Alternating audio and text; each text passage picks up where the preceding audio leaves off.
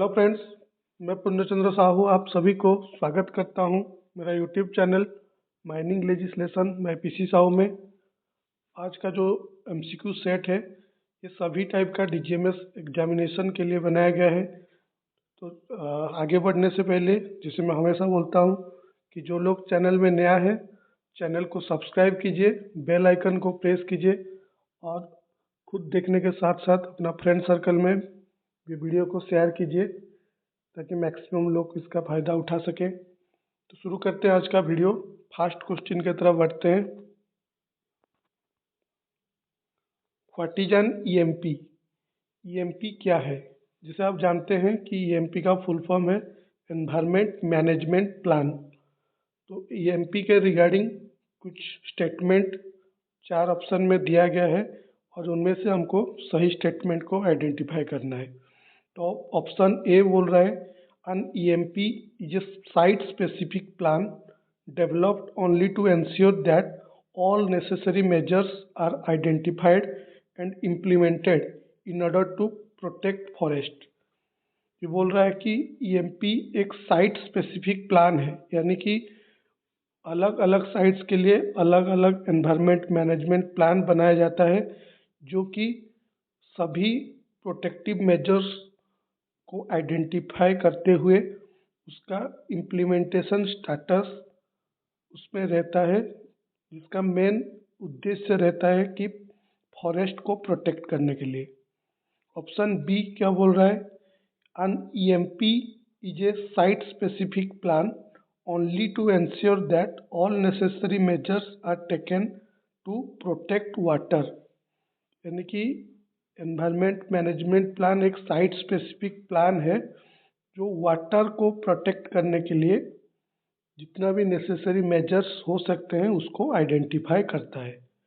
Option C बोल रहा है an EMP is a site specific plan developed to ensure that all necessary measures are identified and implemented in order to protect the environment and comply with environmental legislation। यानी कि environment management plan एक site specific plan है जिसमें कि जितना भी protective measures हो सकते हैं एनवायरनमेंट को प्रोटेक्ट करने के लिए और एनवायरनमेंट रिलेटेड जो स्टैट्यूटरी प्रोविज़न है उसको कंप्लाई करने के लिए उसी के तहत एक प्लान बनाया जाता है, उसको ईएमपी बोलते हैं। ऑप्शन डी बोल रहा है कि an EMP is a site specific plan developed only to protect the villages. जो माइंस का सराउंडिंग विलेजेस है, जो उसका बेनिफिशियरी विलेजेस है, उस विलेज को प्रोटेक्ट करने के लिए ईएमपी एक साइट स्पेसिफिक प्लान है। तो ये चारों में से सही आंसर कौन सा है?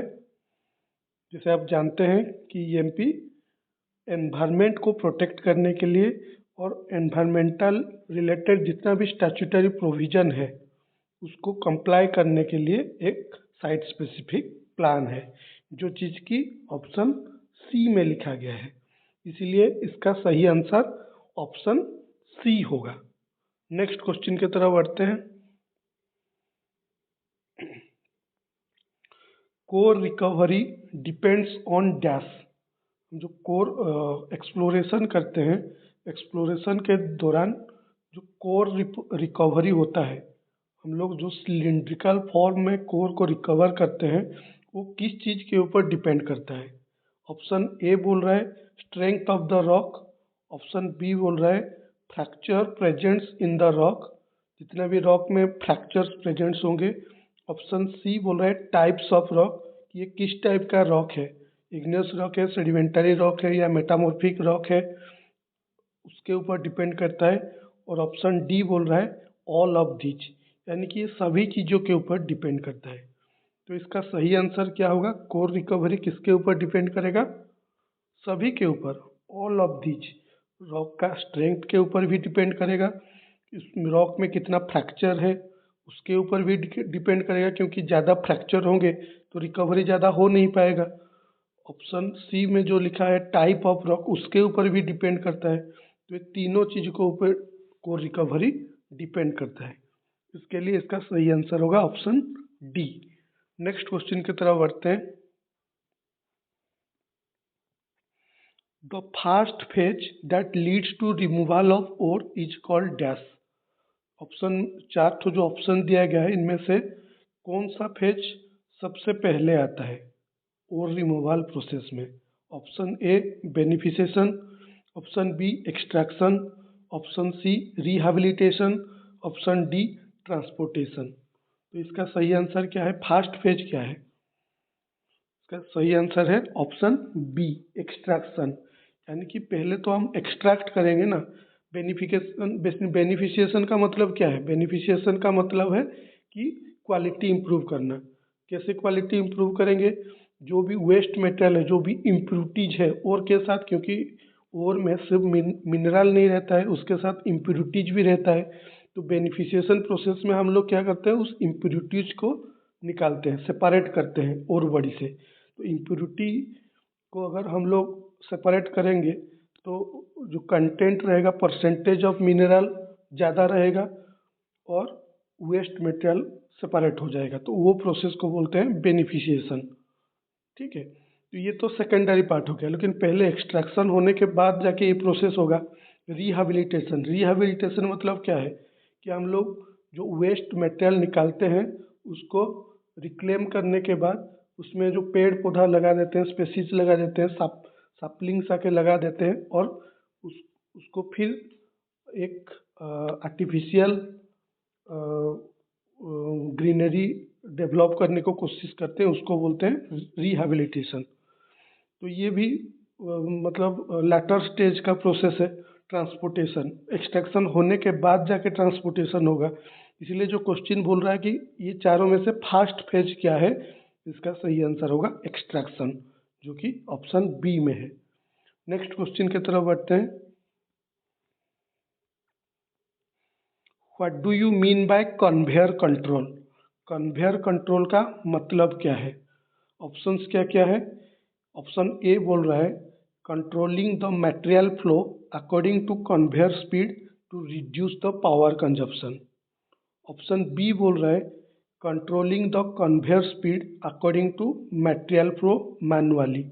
यानी कि ऑप्शन ए क्या बोल रहा है कि मटेरियल फ्लो को कंट्रोल करना अकॉर्डिंग टू कन्वेयर स्पीड, यानी कि कन्वेयर का स्पीड के हिसाब से मटेरियल फ्लो को कंट्रोल करना ताकि पावर कंजप्शन कम हो। ऑप्शन की बी बोल रहा है कि कन्वेयर बेल्ट का स्पीड को कंट्रोल करना अकॉर्डिंग टू मटेरियल फ्लो, जो कि मैनुअली किया जाता है। ऑप्शन सी बोल रहा है controlling the material flow according to conveyor speed manually और यूजिंग फीडबैक ड्राइव्स। ये बोल रहा है कि कन्वेयर बेल्ट का स्पीड को मटेरियल फ्लो के साथ कंट्रोल करने को कन्वेयर कंट्रोल बोलते हैं। ऑप्शन डी क्या बोल रहे हैं? Controlling the conveyor speed according to the flow, जिससे पावर कंजप्शन होगा। तो इसका सही आंसर क्या होगा? ऑप्शन डी, यानी कि मटेरियल फ्लो के हिसाब से हम कन्वेयर स्पीड को कंट्रोल करेंगे, उसको बोलते हैं कन्वेयर कंट्रोल। उससे क्या होगा? मान लीजिए कि मटेरियल फ्लो कम है लेकिन हम ज़्यादा स्पीड में कन्वेयर को घुमा रहे हैं। कन्वेयर को ज़्यादा स्पीड में घुमाएंगे तो पावर कंजप्शन भी ज़्यादा होगा, जो कि अननेसेसरी है, अनवांटेड है। तो मटेरियल फ्लो के हिसाब से कन्वेयर स्पीड को कंट्रोल करना प्रोसेस को बोलते हैं कन्वेयर कंट्रोल। ठीक है, इसका सही आंसर होगा ऑप्शन डी। नेक्स्ट क्वेश्चन की तरफ बढ़ते हैं। CO2 type extinguisher is best suited for? यार CO2 is treated as best extinguisher for which type of fire? यानी कि CO2 कार्बन डाइऑक्साइड किस टाइप का फायर के लिए बेस्ट एक्सटिंग्विशर के हिसाब से माना जाता है? ऑप्शंस क्या क्या है? Class C fire, class B fire, class A fire, all of these. CO2 carbon dioxide electrical fire के लिए बेस्ट सुइटेड है, क्योंकि इलेक्ट्रिकल फायर में हम मैकेनिकल फोम को यूज नहीं कर सकते और DCP को अगर यूज करेंगे ड्राई केमिकल पाउडर, तो इलेक्ट्रिकली ऑपरेटेड जितना भी इक्विपमेंट्स होंगे, ठीक है, हम फायर को तो कंट्रोल कर देंगे लेकिन जो इलेक्ट्रिकली ऑपरेटेड मशीन या इक्विपमेंट के साथ वो जो कनेक्शन होगा वो ख़राब हो जाएगा। मान लीजिए जैसे कंप्यूटर वगैरह हो गया, इलेक्ट्रिकली ऑपरेटेड है, वहाँ पे अगर क्लास सी फायर का प्रेजेंस है, यानी कि इलेक्ट्रिकल फायर है, हम उसको एक्सटिंग्विशिंग करने के लिए डीसीपी यूज कर दिए, आग तो बुझ जाएगा, लेकिन वो जो पाउडर सीपीयू के अंदर चला जाएगा, बाकी पार्ट्स के अंदर चला जाएगा, तो इक्विपमेंट खराब होने का चांसेस है। इसलिए CO2 is the best suited extinguisher for class C fire. Electrical fire पहले CO2 को प्रीफर किया जाता है यूज करने के लिए। तो इसका सही आंसर होगा option A, class C fire. Next question की तरफ बढ़ते हैं। which type of drilling in which type of drilling the tricone bit used. Tricone bit किस टाइप का ड्रिलिंग मेथड में यूज होता है? ऑप्शंस क्या क्या है? Percussive drilling, rotary percussive, option C rotary, all of these. ये तो सिंपल क्वेश्चन है। ट्राइकोन बीट किस में यूज होता है? रोटारी ड्रिलिंग में यूज होता है, ऑप्शन सी। तो डायरेक्ट क्वेश्चन है। नेक्स्ट क्वेश्चन की तरफ बढ़ते हैं। Telling is an output of which phase of mining. Mining का जो ऑप्शन में 4 फेज दिया गया है, इनमें से कौन सा फेज का आउटपुट को टेलिंग बोलते हैं? बेनिफिशिएशन, एक्सट्रैक्शन, रिहैबिलिटेशन, प्रोसेसिंग।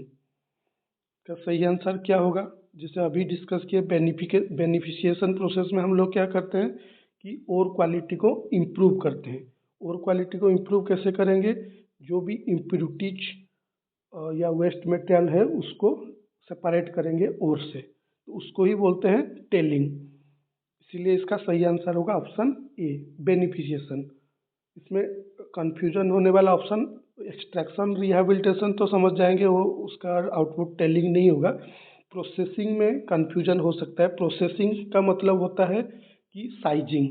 जैसे हम लोग रॉ ओर को एक्सट्रैक्शन करने के बाद क्रशर प्लांट में डालते हैं ताकि साइजिंग हो, या कि जो हमारा रिक्वायर्ड साइज में कन्वर्ट हो जाए, उसको बोलते हैं प्रोसेसिंग करना। लेकिन बेनिफिशिएशन का मतलब अलग है, उसमें और क्वालिटी को इम्प्रूव किया जाता है। तो और क्वालिटी को इम्प्रूव करने के लिए जो प्रोसेस यूज किया जाता है, यानी कि जो बेनिफिशिएशन किया जाता है, उसका जो आउटपुट है, जो इम्प्योरिटीज उससे निकलता है, उसको ही बोलते हैं टेलिंग। तो इसका सही आंसर होगा ऑप्शन ए, बेनिफिशिएशन। नेक्स्ट क्वेश्चन की तरफ बढ़ते हैं। Which of the following is not related to dragline? इनमें से कौन सा ऑप्शन में जो टर्म लिखा गया है, कौन सा टर्म ड्रैगलाइन के लिए यूज नहीं होता है, या उसका रिलेटेड टर्म नहीं है? ऑप्शंस क्या क्या है? होस्ट, क्राउडिंग, रोप, बॉकेट। होस्टिंग मैकेनिज्म ड्रैगलाइन में भी है, क्योंकि मटेरियल फीडिंग के बाद होस्ट करता है। रोप, बॉकेट, ये तो सब मेन कंपोनेंट्स है ड्रैगलाइन का। क्राउडिंग ऑपरेशन एक्सकावेटर से होता है, ड्रैगलाइन से क्राउडिंग नहीं होता है, उसमें सिर्फ फिलिंग होता है। इसलिए इसका सही आंसर होगा ऑप्शन बी, क्राउडिंग। क्राउडिंग जो टर्म है वो ड्रैगलाइन के लिए एप्लीकेबल नहीं है, वो एक्सकावेटर के लिए यूज किया जाता है। ठीक है, तो इसका सही आंसर होगा ऑप्शन बी। नेक्स्ट क्वेश्चन की तरफ बढ़ते हैं। In percussive drilling the rock is broken by which mechanism. Percussive drilling में कौन सा मैकेनिज्म में पत्थर तोड़ा जाता है? ऑप्शंस क्या क्या है? Crushing, chipping, both A and B, none of these. इसका सही आंसर क्या है? जैसे आप जानते हैं परक्यूसिव ड्रिलिंग में कौन सा एक्शन में होता है? चिपिंग एक्शन में, क्योंकि क्रॉसिंग चिपिंग दोनों किस में होता है? रोटरी परक्यूसिव ड्रिलिंग मेथड में। परक्यूसिव में सिर्फ चिपिंग एक्शन में ही ड्रिल बिट होल करता है, तो इसीलिए इसका सही आंसर होगा option B, chipping. Next question की तरफ बढ़ते हैं। ये जो इस टाइप का जो क्वेश्चन है ना, ये छोटा छोटा जो क्वेश्चन है, ये काफ़ी सारा माइनिंग मेट और फोरमैन एग्जाम के लिए बहुत ही इम्पोर्टेंट है। जो लोग second class first class level का तैयारी कर रहे हैं, उनका वर्किंग वाला पेपर में इस टाइप का कुछ सवाल आते हैं, लेकिन ज़्यादातर बोला जाए तो माइनिंग मेट और फोरमैन लेवल का एग्जाम में इस टाइप का क्वेश्चन देखने को मिलता है। ठीक है, क्योंकि ये सब फंडामेंटल क्वेश्चंस है। नेक्स्ट क्वेश्चन की तरफ बढ़ते हैं। Which of the following statement is correct. ये जो 4 स्टेटमेंट दिया है इनमें से करेक्ट स्टेटमेंट को हमको आइडेंटिफाई करना है। ऑप्शन ए क्या बोल रहा है, bench height is always equal to bench width, यानी कि बेंच का जो हाइट होगा वो हमेशा बेंच विड्थ के साथ समान होगा, इक्वल होगा। ऑप्शन बी बोल रहा है bench height is always greater than bench width, यानी कि बेंच का विड्थ से बेंच का हाइट हमेशा ज़्यादा होगा। ऑप्शन सी क्या बोल रहा है bench height is always less than bench width, यानी कि बेंच विड्थ से बेंच का हाइट हमेशा कम होगा। ऑप्शन डी बोल रहा है नॉन ऑफ द अबव, इनमें से कोई भी नहीं। तो इसका सही आंसर क्या होगा, ऑप्शन सी, बेंच का हाइट से बेंच का विड्थ हमेशा ज़्यादा होगा। ठीक है, इसीलिए अब जो सर्कुलर है बेंच का हाइट विड्थ हॉल रोड का विड्थ कितना होगा, बॉर्न का स्टैंडर्ड, ये सब जो सर्कुलर में है उसको बहुत अच्छे से आपको मतलब देख के जाना होगा। जैसे उसमें बेंच हाइट के लिए भी कंडीशन लिखा गया है कि डिगिंग एक्सकावेटर का डिगिंग हाइट से ज़्यादा नहीं होगा, वो सब कंडीशन है उसमें, वो सब चीज़ को देख के जाना है। ठीक है, तो इसका सही आंसर होगा ऑप्शन सी। नेक्स्ट क्वेश्चन की तरफ बढ़ते हैं। Socket in blasting is related to dash. Blasting के दौरान जो एक टर्म यूज होता है सॉकेट, उसका मतलब क्या है। उसके लिए 4 ऑप्शन है, उसमें से सही ऑप्शन को आइडेंटिफाई करना है। ऑप्शन ए बोल रहे हैं misfire of the shot holes, shot hole misfire हो जाना को सॉकेट फॉर्मेशन बोलते हैं। Option B excessive charging of blast hole, blast hole को एक्सेस चार्ज अगर हम लोग कर देंगे, यानी कि हम लोग स्टेमिंग कम करेंगे और चार्जिंग ज़्यादा करेंगे। Option C part of the blast hole remaining after being blasted, blasting के बाद ब्लास्ट होल का जो कुछ पार्ट बच जाता है अनब्लास्टेड रह जाता है उसको सॉकेट बोलते हैं।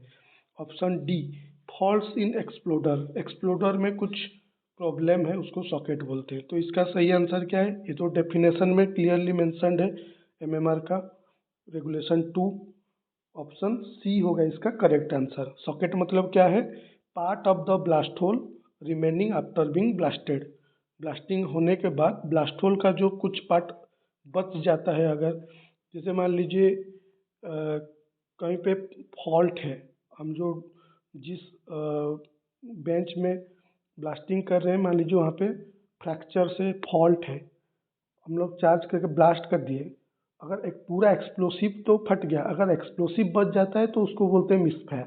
अगर कहीं पे कनेक्शन टूट गया या फिर कुछ एक्सप्लोसिव बच गया अनब्लास्टेड हो गया उसको बोलते हैं misfire.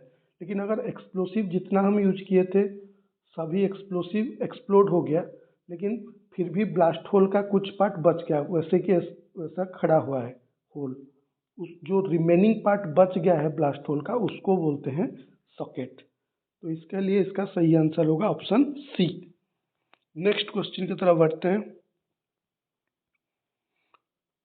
To of a bench in opencast mining is dash, opencast mining का बेंच में टो फॉर्मेशन जो सॉरी ओपनकास्ट माइनिंग का बेंच में जो टर्म यूज होता है टो, टो का मतलब क्या है।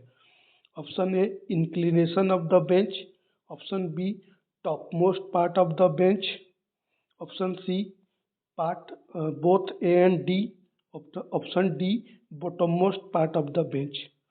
तो सिंपल है, जनरल डेफिनेशन है, बेंच का जो टॉप मोस्ट पार्ट को क्या बोलते हैं, बेंच का टॉप मोस्ट पार्ट को बोलते हैं क्रेस्ट और बॉटम मोस्ट पार्ट को बोलते हैं टो।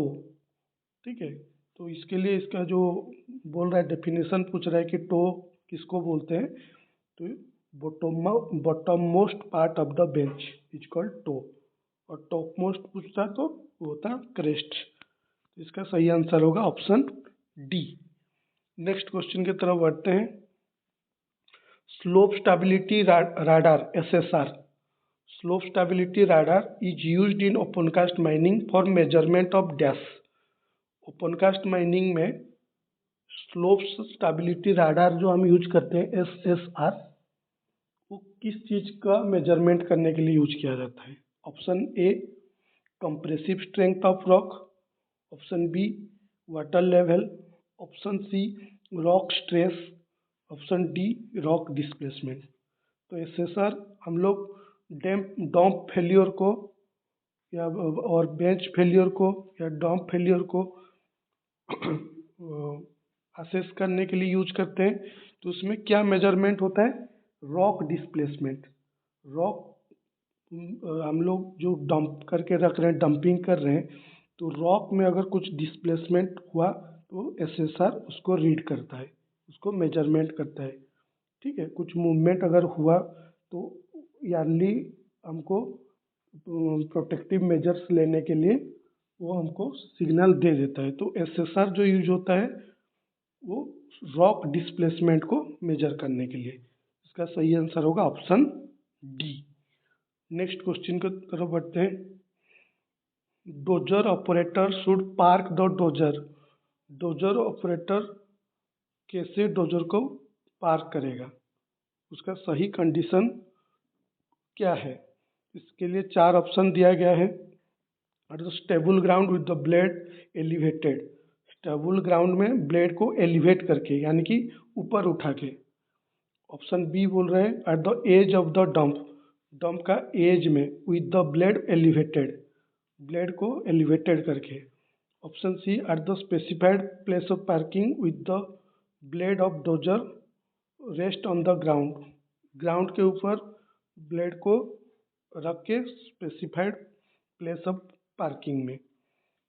तो इसका सही आंसर ये होगा, ऑप्शन सी होगा, क्योंकि डोजर जब पार्किंग करेगा उसका ब्लेड को एलिवेट करके रखना नहीं चाहिए, हमेशा ग्राउंड में रेस्ट करके ही रखना चाहिए और स्पेसिफाइड प्लेस ऑफ पार्किंग में रखना चाहिए। तो इसके लिए इसका सही आंसर होगा ऑप्शन सी। नेक्स्ट क्वेश्चन की तरफ बढ़ते हैं। Productivity of shovel depends on. Shovel का प्रोडक्टिविटी किस किस चीज़ के ऊपर डिपेंड करेगा? साइकिल टाइम के ऊपर डिपेंड करेगा, टाइप्स ऑफ मेटेरियल के ऊपर भी डिपेंड करेगा, ऑपरेटर स्किल के ऊपर भी डिपेंड करेगा। साइकिल टाइम अगर ज़्यादा होगा तो उसका प्रोडक्टिविटी कम होगा। मटेरियल अगर जैसे फ्रैगमेंटेशन अच्छा नहीं रहेगा मटेरियल का, तो उसमें भी प्रोडक्टिविटी हैम्पर होता है। ऑपरेटर स्किल भी डिपेंड करता है प्रोडक्टिविटी इंप्रूव करने में। तो ये सभी चीज़ों के ऊपर प्रोडक्टिविटी डिपेंड करेगा। इसका सही आंसर होगा option D. Cycle time, types of material, operator skill, ये सब चीज़ों के ऊपर शोवेल का प्रोडक्टिविटी डिपेंड करता है। नेक्स्ट क्वेश्चन की तरफ बढ़ते हैं। तो ये आखिरी क्वेश्चन था आज का क्वेश्चन सेट का। तो आज हम लोग कुछ इम्पोर्टेंट क्वेश्चन के ऊपर डिस्कस किए जो स्पेसिफिकली माइनिंग मेट और फोरमैन एग्जाम के लिए। तो इसी टाइप का वीडियो आगे भी आता रहेगा, चैनल के साथ जुड़े रहिए। और जैसे मैं पहले बोल रहा था कि बेल आइकन को ज़रूर प्रेस कीजिए ताकि हर नया वीडियो का नोटिफिकेशन आपके पास पहले पहुँचे। फिर मिलते हैं एक नया क्वेश्चन सेट में। धन्यवाद।